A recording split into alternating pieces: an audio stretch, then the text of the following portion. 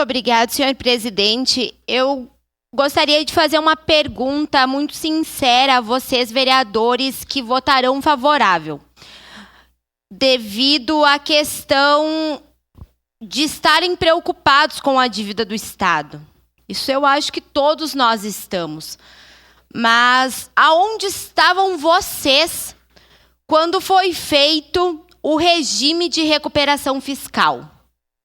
Aonde vocês estavam? Por que vocês não falaram nada? Quando foi duplicado o valor de 16 para 32 bilhões de reais?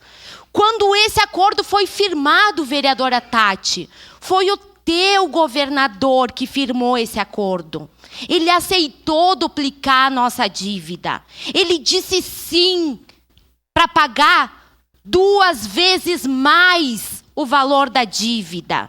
E a gente aceitou calado dentro desta casa. E me impressiona muito a gente ter aceitado calado, o governo Bolsonaro não ter mandado nenhum recurso para Caxias do Sul durante 4 anos de governo. Nós, da bancada do PT e do PCdoB, nunca nos calamos. Por isso que eu chego aqui com moral para falar. Mas e o restante? Por que agora se indigna tanto? E antes não se indignava?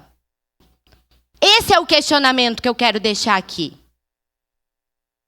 Por que quando a dívida foi duplicada, houve tanto silêncio, gente?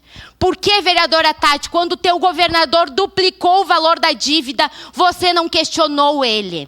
Já que vocês têm tanta conversa com ele. É essa a pergunta que eu gostaria de fazer.